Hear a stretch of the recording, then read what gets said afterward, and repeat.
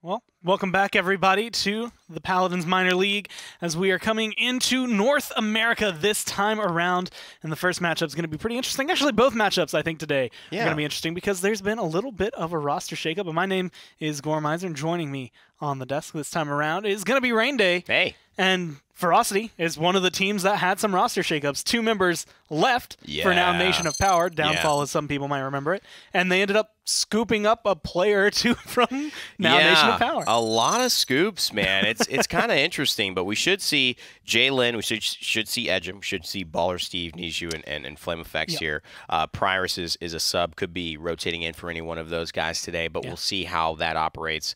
And I think that this could be a very nice team, especially considering that, that you lose Poison and Stigma, but you have a great DPS player coming in to fill those shoes, and you have guys who've been around the scene for a while. So I don't see them dropping any games here today like we've seen most of our 1 seeds and 2 seeds do. And this is actually one of the more interesting things, because not only do you get roster shakeups, but Zenith, again, was the one that when I came into this, they looked like they might have been the most powerful team in North America. Ended up with kind of 3 teams that will topple each other whether or not it's the right day, really, for them. A lot of strength in them. Ferocity, though, this time, I mean, Jalen, Sanity, Baller, Steve specifically have been around for them in a while, but Edgem is coming into this for this week, and Edgem is a really, really solid player who has been around for a little while. So do you think he is going to escalate? Do you think they're going to stay exactly where they were? Is anything going to really be different? I think, we'll see a lot about this team in this week, because when somebody can join and then all of a sudden things can click and they can do just as well or better, that tells you that team has synergy, right? It usually takes a couple weeks for guys to learn each other's play styles and figure out how do we operate and what are the picks we're taking, what are we prioritizing in the draft. When you can figure that out that quickly, it's going to give me a good sign for them going forward. The other thing, though, with Zenith and a big conversation here, the name I just Mr. Ozone, Ozone TV. Although the Ozone is always something that we should be considering and thinking about. Do you get your Teslas if you have to, or maybe if you're like, somebody who can't afford a Tesla, recycle. Either way, you want to take care of the environment. Ozone is a guy who has publicly talked about this team and that it's been good to be back.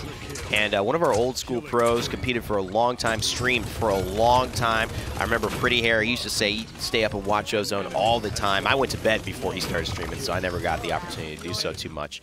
But one of the things is this team for him represents is an underdog and a team that doesn't have too many expectations. So when they show up, whatever they do, it's going to hopefully be above what people are hoping. Well, I actually remember specifically going into last year, there was a point where he was on what became the Splice roster, and he took a step back, so he was saying, I just don't have the time to be able to commit to this the way that you need to for the Premier League. I appreciate that. And now being able to take that time off, being able to kind of get sorted whatever he needed to get sorted, and being able to come back, play at this level, I'm excited to see him again. Brightmarsh is where he'll get his debut for this minor league. But, I mean, Ferocity, not exactly the easiest team to try and come in and make yourself look incredible on. Yeah, no, not the easiest team whatsoever. And I think that, it's a tough day to start this out. But again, because they're playing against a team that's considered to be one of the best teams in North America, probably is right now, not a lot of high expectations. You just play. You do what you want to do. You have those moments that you think, okay, we need to in this draft, just make sure we're comfortable. Nothing crazy. Let's not get out of the box. Let's not try to quadra DPS and shake up the whole meta. It's like, let's play some Paladins. And I think that's where these guys are comfortable. Good old-fashioned Paladins. Good old-fashioned Paladins. I think you can't get much more solid than just, we're going to ban Makoa, we're going to ban Cassie, we're going to grab Bomb King. When these 3 things are pretty much unchanging in the grand scheme of the meta. No matter what happens to any of them, they tend to stick around. Well, I wonder what the dynamic does between Watkins and Ozone, because you would expect at this point those 2 will be the primary DPS unless things change. You still have Mage Monkey and Kerfluffle on the squad, which should be taking those 2 frontline roles. Watkins did play some frontline here and there, but now has been strictly DPS this round of PML. Next time you see so I'm excited to see how they synergize and how they mesh. Is Ozone going to be the one on Bomb King here today? Because that to me seems like, if you're looking at then now that hit scan pressure for Watkins, that's where you would probably find him. Yeah. I'm curious to see how it shakes out. Is Watkins going to play his, at this point, standard Tyra? Pretty decent on Brightmarsh. It's actually pretty good on this map, yeah. Especially comboed with a Genos and a Bomb King. You get a 1 damage amp on a Bomb King. It feels really good. You have Bomb King 2 damage amps, and it fits really well. But as of right now, they have the Barrack, they have the Nando, they have the Genos, kind of saving that last pick to be able to counter. Notably, no Nando at all in Europe today. Yeah. NA still with it. Not sure what that means. Good, bad, the ugly. On either team, right? No, not even the losing team or the winning team Yeah. got Nando. So it's just kind of out of that meta. So that's an interesting thing. And cool how we can look back at these drafts from North America and Europe right back to back and see how the metas shift online. Well, now Ferocity have locked in. They have the Ashe, Grover, Smart pick. Leon, and Nara, Tyra. How are you feeling about that lineup? I think it's great, but it also puts you in a pretty susceptible position, and there it is. I was going to say, you have no dive. You have no dive, and if they see the Tyra, they can either dive you with an Eevee, right? Because you can't do anything about it. She gets to you, you're done. Or they could put someone on their roster that has to be dove, otherwise it's an unsolvable problem, and that's the Kinessa. This could be interesting. Well, it might surprise you when I tell you this, everyone. Not you, because you have the rosters in front of you. Okay, sounds good. That's not Stigma. Stigma is on Nation of Power. That's Zenith true. are pulling this out. It's something we've seen Stigma specifically do. Ferocity in the past specifically do. Can they beat what is a taste of their own medicine? The only way to find out is to go to Dave and Nick and have them walk us through Brightmarsh. Thank you, Gore. Thank you, Evan. Great job opening up this one. Kinessa on Brightmarsh rears her ugly head again, but again, this time it's not Edgem. Damn. What? Oh, yeah, right. wait, that's not what I meant. Not everyone has time to get, fully ready in the morning. Wait, it is Edgem. That's not what I meant. I meant rears the potential of a Kinessa on Brightmarsh. Not the character, but the potential of the character is what's ugly in this case. Now you're what gonna she get me could do to canceled, them, dude. You're gonna get me canceled, Nick. You gotta So Zenith with their new shining lineup here could be a big threat to Ferocity. A lot of changes in the minor league this past week for North America. First Blood looks primed and ready to fall. That is hard to deal with. You get the Luminary Genos on the Bomb King, and you get Neo playing it. That's going to be a hard thing to deal with. The Spray King. I've always loved the way he plays and sprays as he's going, preparing himself for a potential highlight reel play. Team Zenith find themselves on the point here. And it's really just on the back of Fernando and Neo countering things off here, keeping them zoned out. Edgem finding a kill on Kinessa as well, but 69, 72% here for Zenith. Too many more kills now falling for Ferocity. This could be it. This could be a quick 1-0 here. Nando King is like the old school con king of today, essentially. This used to be one of the most effective 1-2 punches before Fernando lost a lot of his movement speed loadout cards that were super popular, and Nara's almost forcing her way in front of that King Bomb. Niu is not quite going to make it there to the back line. And, not quite. Little pause coming around here, I think, to just reflect on that missed bomb, King Bomb. Let's play that one back. Just kidding. We don't want to show him that one again. So the King Bomb coming out, but that was a very quick start there for Zenith. They find themselves on the board 1-0 almost immediately, and it was just too much Bomb King damage to deal with. Too much aggression, right? I don't think people aren't exactly used to Fernando. It's an older, it's an older play, but it checks out here. I think is the it's an older meme, sir, but it checks out. It does indeed. And Fernando hasn't really found his new home in Paladins yet. Tolkien's played him a little bit as a point front line. Not too many people have played him as this aggro front line to make a little bit of space for a Luminary Bomb King. And maybe it's going to work because Luminary Bomb King doesn't need too much space created for him. He's going to kind of do a lot of him. Really, I feel like Fernando just got the shield up, gave him time to, for 1 or 2 auto attacks, and then I think Niu kind of solved the problem at that point. That he did. Don't think he's been... Oh, wait, he did. He got taken out in his King Bomb just previously. The Firebomb comes out. He is going to find some damage here for Zenith. Excuse me, it was Ferocity. I said a moment ago, Zenith. Ferocity jump out to an early 1-0 lead here. Zenith now on the back foot. How much damage has Ozone been able to do? That's my question at this point. So he's hanging in there. He's there. I mean, he's around. Some interesting damage numbers there, actually. Fernando, the face melter Fernando, making his presence felt, as well as Neo on this Bomb King. Drops a second one for himself in this fight. Finding some damage onto the Inara as well. She's not getting healed. She's just walking straight into the payload there, and down she goes. Edgem drops Mage Monkey, make it 2 for himself, and now this is where Edgem will succeed. He finds this Kinessa. He finds kind of these side alleys. He's just down low. He can look through these windows. Zenith has nothing they can really do about it. I mean, you have somebody who has essentially a free sight line on your base. he's way far back. There's nothing you can do unless you dive him with the Ashe. And just the way it's kind of been played, Ozone, or excuse me, Edgem hasn't really been able to get involved at this point. So now that he actually has some line of sight, it's like, I don't expect Fernando to be beating him in damage by the end of the game, but just given how it was the Fernando Bomb King show at the start of this round, that's just going to lead to some skewed damage charts and a quick Ferocity push. Neo finding. And that's what's scary. It's like he's not even really involved yet, and they're still winning. They are. That's a 1-kill round here for Zenith. God bless you, Nick.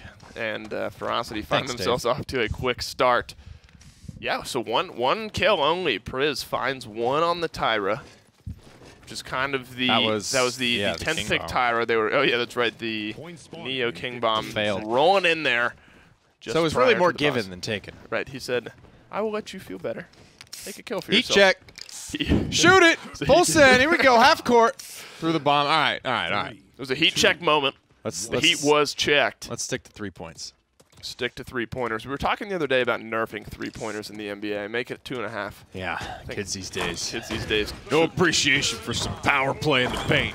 You gotta drop the shoulder. Us big man, we know the struggle, don't we, Dave? Believe me, all I can do in basketball is rebound and back pass it down and lay it up, brother. That's all I can do.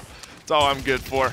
Zenith is good for a few points here to start things off. Ferocity, though, find themselves back on. So this is back and forth, at least initially. Ozone on the Leon, pouring out damage, drops Jalen Sanity.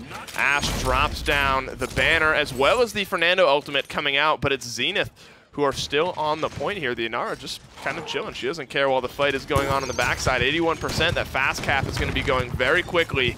Flame Effects is trying to find the counter back, but he's not going to be able to. The Inara wall is actually really good. Barak able to get his way in, get the touch on there. So here is the contest coming out, stunned out, and the Dome Shield coming down. That's an aggressive Dome Shield here from Jalen Sanity.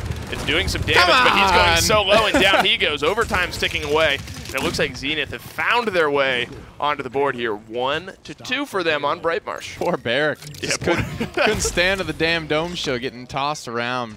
Poor little bowling ball there. Zenith, yes, with ultimates, they are able to kind of get themselves back in the conversation here, which tells us that we will at least have a semblance of competition here, unlike that Sour Team Hussars matchup that we just watched. Those guys. The clean 12-0 sweep. Yeah, they couldn't get it going whatsoever. At least an 11-1. Yes. At least an 11-1. Ferocity starting out the defense very well, though. Neo trying to continue his performance from that first round. Doing a good job of it, at least so far. Edgem finds his way up onto the roof, trying to go toe-to-toe with the Leon, but in the moment, Ozone had the upper hand, but Edgem turns it right around with some sneaky shots. Drops Ozone on the backside. Neo is now getting up into the face of Zenith, trying to find some kills as well. Here comes the King Bomb, looking to meet its mark this time. And he does just that. He finds 1 kill and a stun, make it 2, looking for 3 onto the Inara, but he's not going to. Mage Monkey is able to get out alive. Ozone comes back and drops Neo. 1:20 seconds left. Still a good bit of distance here for the payload to go. Great kind of heads-up play there from you, just to be like, all right, I'm not going to kill this Inara yet. I'm going to roll past her, get a DPS, and kill the Ashe outright. So a little bit of resistance being put up here. It's not the the complete full court press. Zenith are getting some of this payload progress kind of pushed in here, and that's a rough spot to be. Not exactly what you want to turn around and see. Stuck in a corner with the Whirlwind coming out for Zenith. Down goes Grover for it, but they find a couple kills as well on their side. They have 4 ultimates to work with here. Ferocity only with a couple. They have the Immortal and through time and space. Jalen Sanity and Edgem combined for a kill there onto Ozone. 30 seconds left.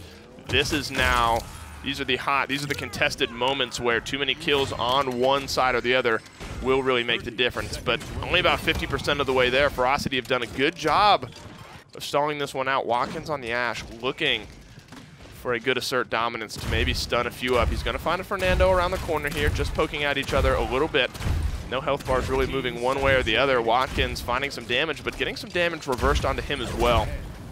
Flame Effects finds Ozone, actually, which was interesting considering he was up in Ashe's face, so maybe just sniping her with the fireball on the backside. Edgem cleans up too, so buys Ferocity some space and a successful defense on the back end of an Edgem triple kill. Happy to see that in the kill feed if you are Ferocity. You have an opportunity to close the game out here with every single ultimate online and available. Team Zenith 4 for 5 here. They're missing the Whirlwind, which could be a pretty important one for them. It was just used to take down Niu and try and get that offense catalyzed a little bit. Baller Steve 0, 0, and 23. One of the beautiful things about Genos is that he's just so damn safe. Heals through walls, a permanent, almost Victor-like sprint around the map. Looks like he might be saving up for Chronos 3, which is not something a lot of support players really do. A lot of people go Chronos 2 and then just immediately transition into Morale Boost 2, but Genos is one of those healers where it's kind of such, it's hit or miss. It really is. You either, win the fight and kill everyone with your ult or not, but Morale Boost has never been a big staple of what Genos likes. Some early ultimates starting to get popped here. The banner, the Assert Dominance comes down, as well as the Seismic Crash. So those are 2 big CC ultimates now that are down on the side of Zenith, and the fight's not even going their way. Neo cleans up Ozone, and here comes the King Bomb. He's going to answer back as well, but there's no damage threat to shut him down. Yeah. He finds 1, looking to find 2. He does find 2. Can he make it 3? Jalen Sanity does help him make it 3. 4 now is the Inara, and she's going to go down at the hands of Flame Effects. And that was really well played there from Ferocity. Zenith pop their ultimates early, don't get the value they're looking for, and Ferocity answers back with a team fight in a big way. 75% there now, climbing up to 100. Trying to keep this Leon at bay for the time being, charging off the high ground a little bit more than he could chew maybe. Ozone straight to the point, and straight down he went. Edge and finds 2 more, and ceremonial cleanup. The dance of their people shall begin on the objective. Let me sing you the song of my people. As I and imagine, it goes they're all moving to the objective to begin the dance, and here it is. It's such a beautiful culture we get to witness. So exciting to watch. Ferocity in a big way coming out here. Really on the back of Neo, really on the back of the Edgem sniper as well, doing a great job finding the aggression, making their presence felt here in game number 1. Definitely well drafted and very well played as well. It's not enough to just draft well on paper. You got to put it into practice. Right. Well, they do put it into practice. They find themselves a win here in game number 1. To break it down, let's send it back to Evan and Gore. Well, they look really, really good, even though they had some roster swaps coming in here. Swaps there. Sweep swaps. For Ferocity. And the one thing I wrote down was, even though it looks like kind of the exact same thing they would have run in the last few weeks when you had Stigma in there, didn't seem to make much of a difference. They put Edgem in on the Kinessa, and he literally filled the shoes perfectly. And what's so amazing to me is they literally just, obviously it was the 2 different teams swapped in the beginning, so we were kind of talking as if like if Ozone and Watkins were doing this. But it was Ferocity, and they literally just had a draft that could not be almost like won through Zenith's lineup because of that last pick Tyra. And it was the perfect bait to have that last pick Tyra show up, because then that gave them the freedom to go Kinessa, knowing, okay, no one can get to this Kinessa. This is perfect. If they had picked an Eevee, if Zenith were thinking ahead that way and they picked Eevee instead of Tyra, I definitely think Ferocity would have still done it, because I think they're that confident. But I think that maybe they would have hesitated, and then maybe it would have been able to stop it enough, right? I think that's one of those things that you need to start thinking ahead, and not only what you want to do, but what your opponent wants to do. Well, we got some post-game stats. I'm interested to see the 31 streak there for Baller Steve. Another note I had, at one point he was on a 23 streak where he hadn't died, and I'm not sure he died the entire time. 110,000 healing, but if you're looking at that number, you shouldn't be thinking about the healing as Genos is doing. That's the uptime of the Luminary boost that you should be thinking about. 2-0 and 29, 11-0 and 9 between him and Edgem, so being able to have 2 Deathless champions, as well as the amount of damage and healing they were able to do, that meant a lot for Ferocity. And it continues to mean a lot for Ferocity here. One of the best things that I think happened is that there was this moment, and we might have actually just witnessed it. I was kind of caught up in all these beautiful highlights, but Edgem got the better of Ozone, basically, after Ozone was shooting at Edgem for quite a while. And not to say that it was anything that Ozone did wrong. It might have just been the incredible potential Edgem has, but I know it had to be a literal reposition 180 flick shot that just ended Ozone. Like, it was like, oh man, Edgem's dead to rights. What? I see the kill feed, Edgem kills Ozone. I'm like, no way. But he's clearly on fire. He clearly has something to prove. And this is what I was saying. If this team shows up and they're still flowing, I feel pretty good about them heading into the next part of the split. And I feel really good about one thing, and it kind of caught my eye during that last game, that it was like, oh, that's a switch I didn't expect to see. But it's Watkins being on the front line now instead of seeing him kind of be that damage dealer that we had seen for Zenith. And it kind of makes sense to have that flexibility, being able to say, like, okay, if we need you to play something DPS, we know you can do it. Yeah. But right now, with Ozone kind of coming into the mix, we are kind of shuffling around, doing a little kerfluffle with our people and making sure that everything can come through. Unfortunately, it wasn't quite enough to make a difference on Bright Marsh. Will it be enough to make a difference on Jaguar Falls? Only Pix will tell. Yeah, pretty similar maps. I mean, I'd be very curious to see if they ran a Knessa here. Definitely not the same lines of sight to operate around, but there are still some cheeky ones. But I haven't seen anyone really run it that way, so I wouldn't be too surprised if we saw the Knessa just not be a part of this actual matchup. The Makoa and the Torvald, there's very similar kind of bans and conversations going on here. This time, though, the Bomb King is banned. And very interesting for me because that was a good part of Niju and you know, and his opportunities to play. There's a lot of North American Bomb King players that, you know, you're going to have to start looking at these bans across the board for top-tier North American teams a lot more often now. And they're going to have to keep their eyes on him. Obviously did well enough last game that they determined that's going to be a problem coming into a map like Jaguar Falls where Bomb King is probably even better than he is on Bright Marsh. Probably two of his best maps right there. Barrick going first. This time Khan's able to go through. Ash was banned away. So front lines, you're going to have to dig maybe a little deeper once again. Fernando potentially coming out one more time? I think the Fernando will come out.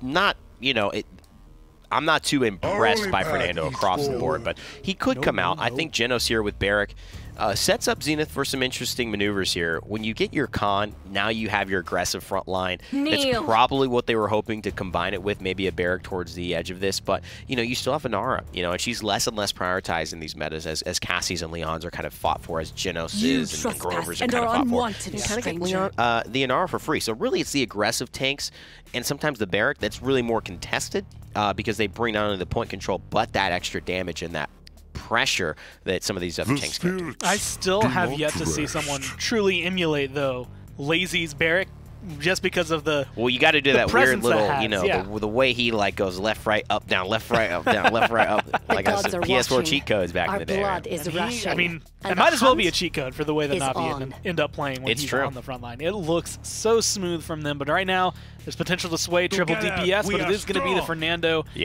as the last pick for Zenith. They get the Tyra and the Genos, though, so Leon probably doing a lot of damage. Yeah, I mean, I think it's just predictable. So I think Ferocity seem to have the edge as far as the drafting so far. They seem to be understanding what Zenith are comfortable with and being able to address that in their draft.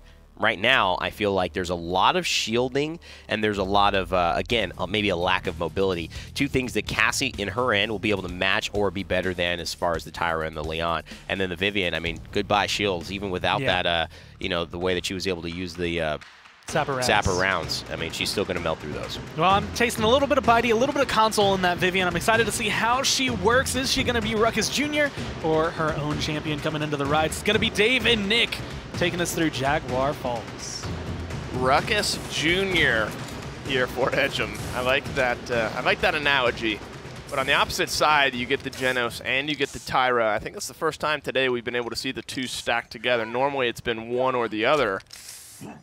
But on the side of Zenith, now they get the Genos and the Tyra as well. That's kind of the thing to watch here. That's a lot of damage coming out from their side. Niju gets the Cassie as well, but he's not running Exaction. And that's, I think, the first thing we saw, and I think it was on Bright Marsh, actually, but he has played it on this map as well. Very Niju stylistic thing that he's running a couple of games past. A lot of damage amp going out on either side of the field. Ferocity will take the seat on the first two as Priz cleans it up. He finds himself finds some kills with the help of the Genos buff and that hunting party buff that he gives himself. Baller Steve now looking to find some damage with those axes on the backside, keeping his team Nathan nice and healthy, but the zone is now coming out from Zenith. I mean, that's an easy shield there for Fernando. He's going to dash his way back in. 66% here for Zenith, but the offense is coming out now for Ferocity. Watkins goes down, Neo finds one, looking for a second here. He does find it onto Mage Monkey, so down goes the Barrack, and now they're starting to roll. Ferocity cleaning up one. The Genos is just going to take his own life. Neo with 3 in this one. Flame Effects and Baller Steve answering back with the other 2, and Ferocity find the aggression at the right time and get themselves on the point with the zone to boot.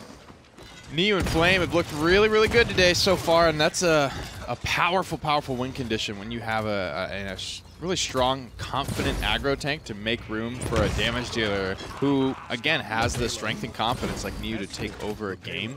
Right. I think a lot of times Ozone's been allowed to play pretty passively thus far, which is probably how it's going to have to happen early on. If you don't have a tank making direct space for you, it's just too dangerous to push into the amount of damage amp at the moment coming out.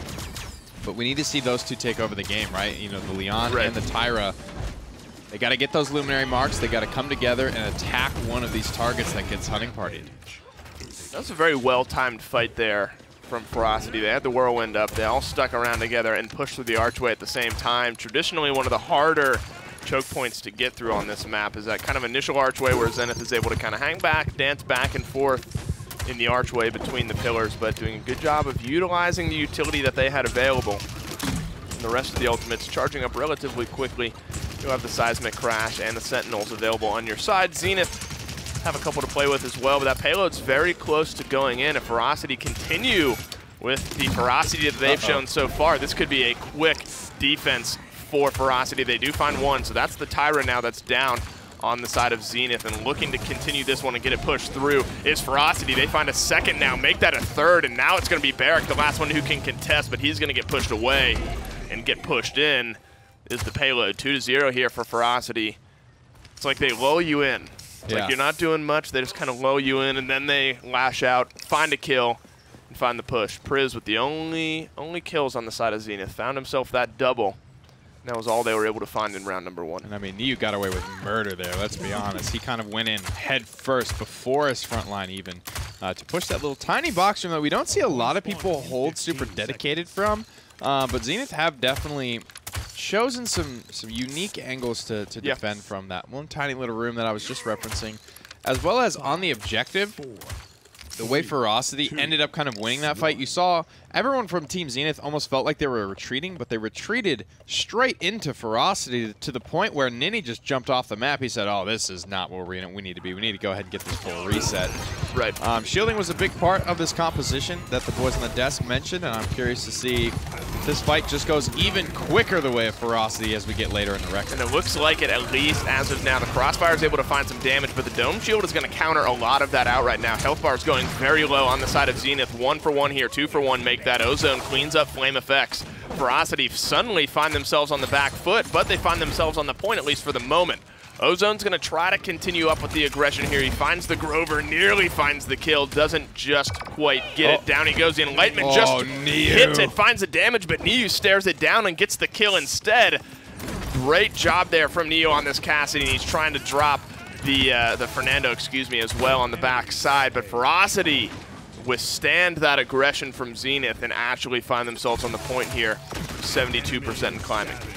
This kid's pretty dirty, man. Yeah. I don't know. I don't really know how to put it. He didn't play week 1, right? I mean, he kind of trickled in he came after in week a couple 2 weeks, or week 3, right? But and just he's been taking it by storm in a way. Week 3 was his first games in this league, and showing why he's here. He had some dirty Bomb King plays right off the bat, showing us that that's not all he can play. I can play the Cassie as well, and he's utilizing all these champions the way they're meant to be played.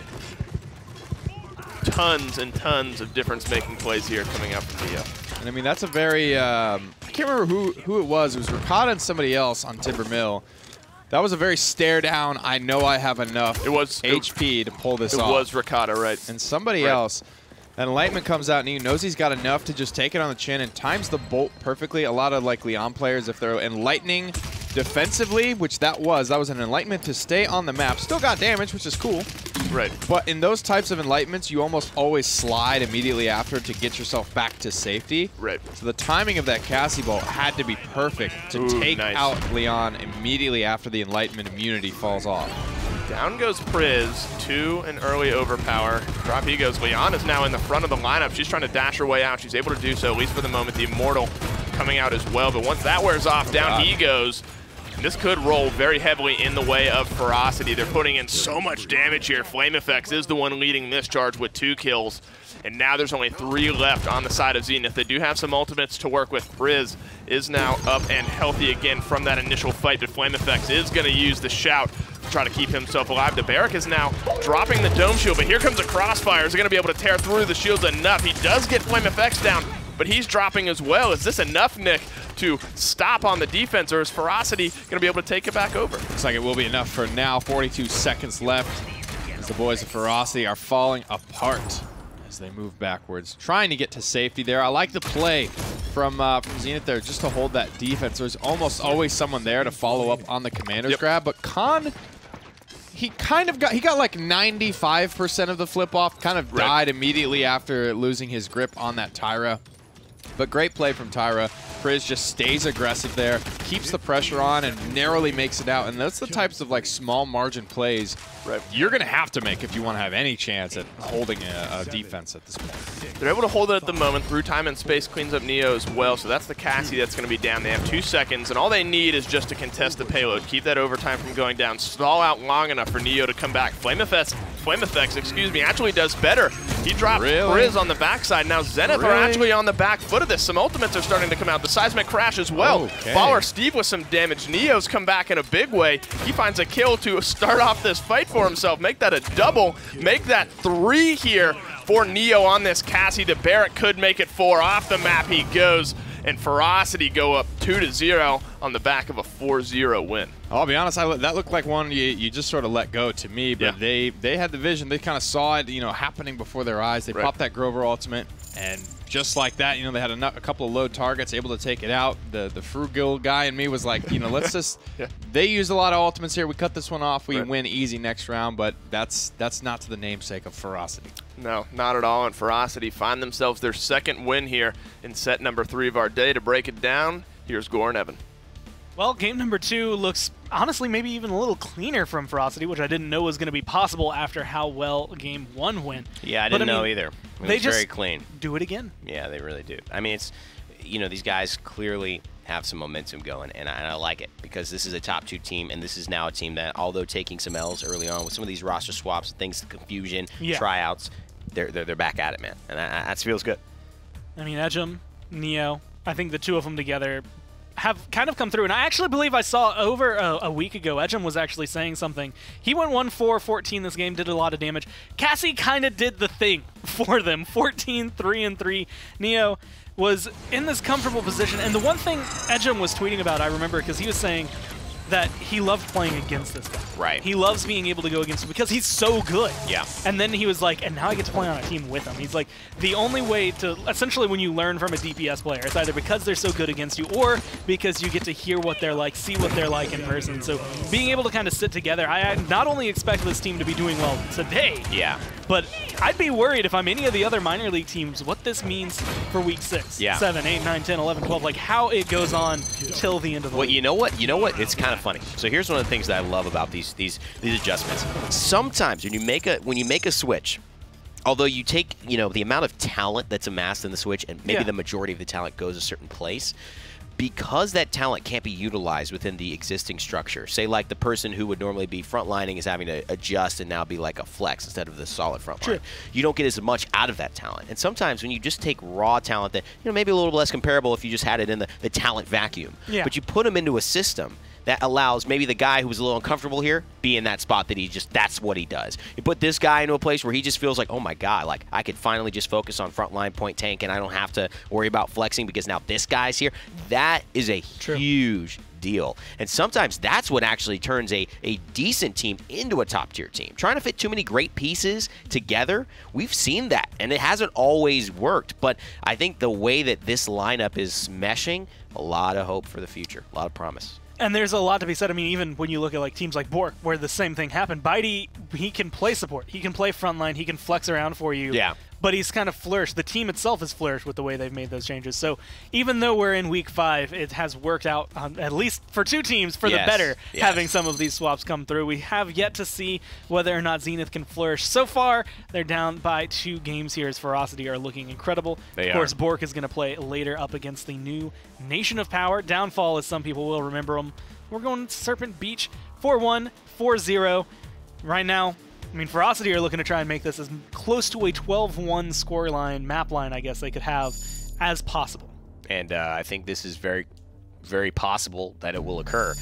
Although Zenith are going back to their, kind of tried and true stuff. It's just Ferocity looking like a beast, man.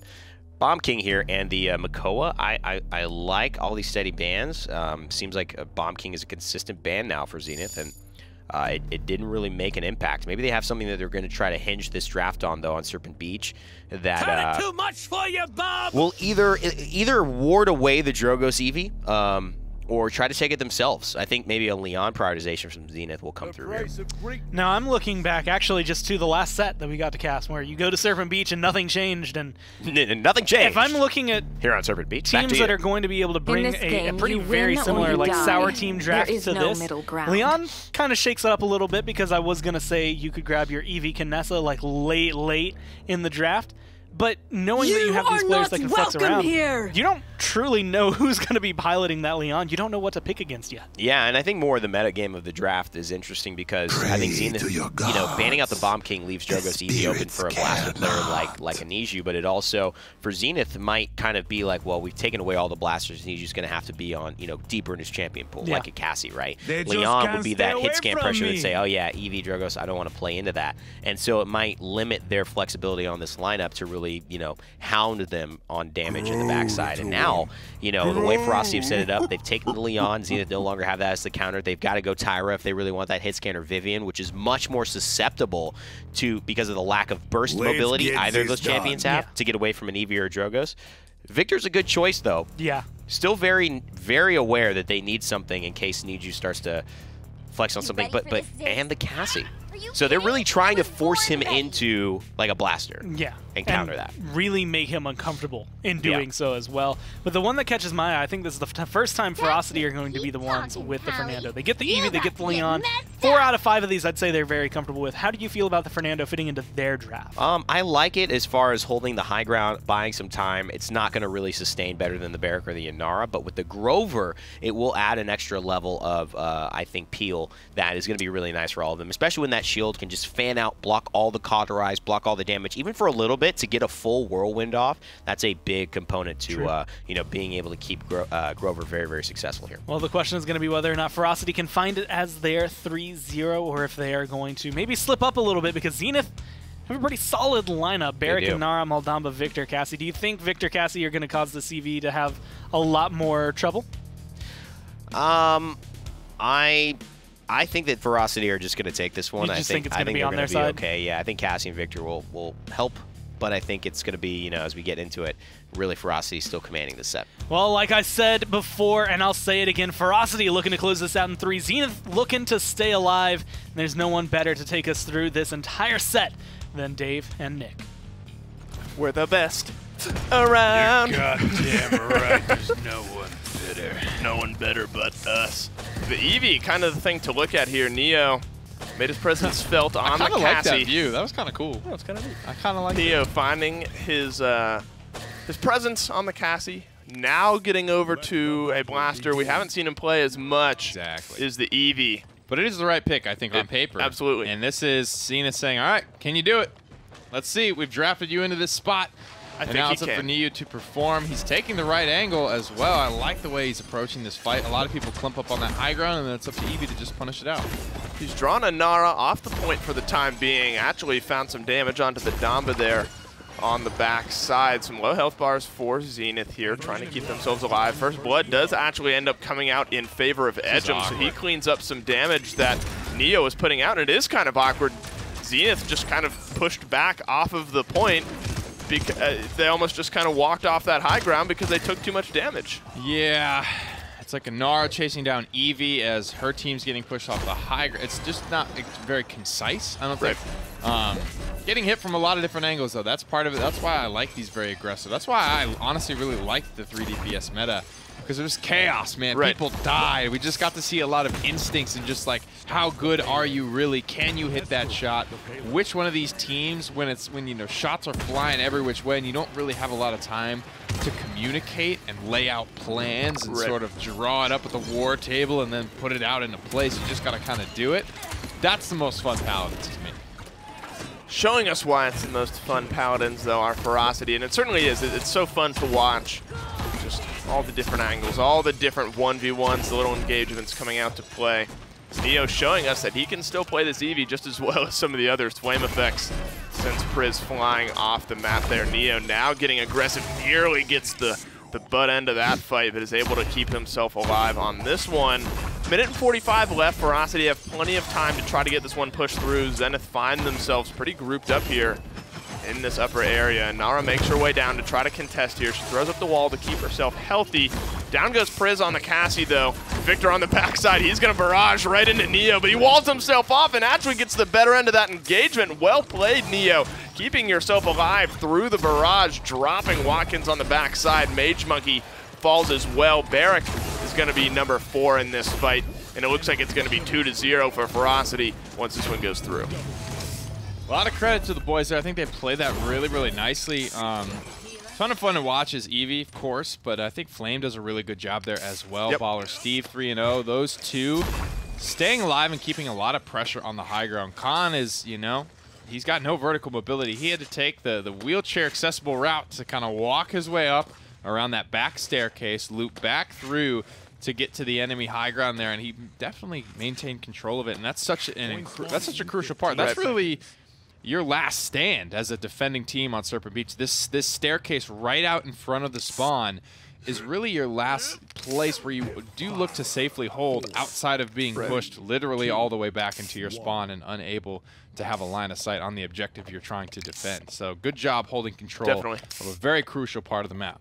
And they held their ultimates as well. Ferocity with 5. The overpower comes out. Oh, wow, really? Connects, but it doesn't result in a kill, at least as of yet. Yeah, so there it goes. There it is. Ah, Dave! My people need me! That's tough, dude.